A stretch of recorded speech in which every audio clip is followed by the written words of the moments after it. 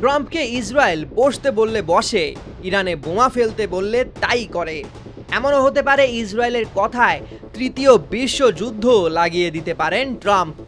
তবে কেন ট্রাম্পের এই অন্ধ ইসরায়েল ভক্তি? কোন মন্ত্র দিয়ে পরাক্রমশালী ট্রাম্পকে এভাবে বেঁধে রেখেছে ইসরায়েল? সেই ভয়ঙ্কর মন্ত্রের সন্ধান দিয়েছেন খোদ ইসরায়েলের সাবেক গোয়েন্দা কর্মকর্তা আরি বেন মেনাসে।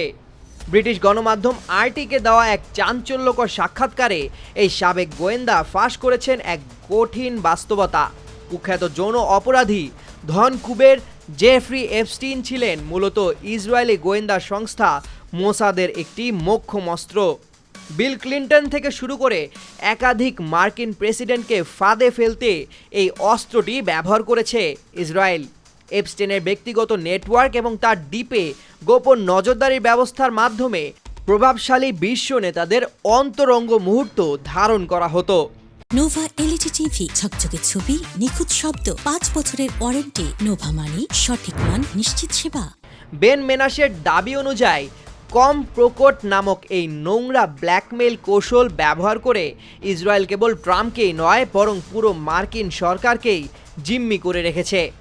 নারী কেলেঙ্কারি ও অবৈধ অর্থের ভয় দেখিয়েই তারা ট্রাম্পকে নিজেদের দাবার ঘুঁটি হিসেবে ব্যবহার করছে। সাবেক এই ইসরায়েলি গোয়েন্দা উদাহরণ টেনে বলেন, 90-এর দশকে বিল ক্লিন্টন, এহাদ বারাক ও ইয়াসির আরাফাতের মধ্যে ফিলিস্তিন সংকট সমাধানে যে শান্তি চুক্তি হতে যাচ্ছিল তা কেবল এপস্টিনের ব্ল্যাকমেইলের কারণেই ভেস্তে যায়। বেন মেনাসে স্পষ্ট করেছেন, এই ব্ল্যাকমেইল শুধু নারী বা যৌন কেলেঙ্কারির মধ্যেই সীমাবদ্ধ ছিল না, বরং এর সঙ্গে বিশাল অঙ্কের অবৈধ অর্থের লেনদেনও জড়িত ছিল। তার মতে আগের কোনো মার্কিন প্রেসিডেন্টকে ইরানে সরাসরি হামলা চালাতে রাজি করাতে পারেনি ইসরায়েল, যা তারা ট্রাম্পকে দিয়ে করিয়েছে কেবল এই ব্ল্যাকমেইলের জোরে। 2026 সালের জানুয়ারিতে মার্কিন বিচার বিভাগ যখন এপস্টিন কেলেঙ্কারির 30 লক্ষ পৃষ্ঠার বিশাল নথি প্রকাশ করে, তখন ট্রাম্পের নাম চরমভাবে সামনে আসে। বেন মেনাসের দাবি অনুযায়ী ট্রাম্প আজ পুরোপুরি আতঙ্কে আছেন যে ইসরায়েল এই এপস্টিন ফাইলস ফাঁস করে বিশ্বকে জানিয়ে দেবে ট্রাম্প ঠিক কতজন মেয়েকে যৌন নির্যাতন করেছেন এবং কত বিলিয়ন ডলার অবৈধভাবে পকেট ভরেছেন। আর সেই চরম তথ্য ফাঁসের ভয়েই তিনি আজ পুরোপুরি ইসরায়েলের ফাঁদে আটকা পড়েছেন। ইসরায়েলি সাবেক গোয়েন্দার দাবি, ট্রাম্পকে এই যুদ্ধে নামতে বাধ্য করেছে ইসরায়েল। এপস্টিন ফাইলে ট্রাম্পের আরও কত নোংরা গোপন নথি বা আর্থিক কেলেঙ্কারির তথ্য লুকিয়ে আছে, সেই ভয়েই তিনি আজ ইসরায়েলের গোলামে পরিণত হয়েছেন।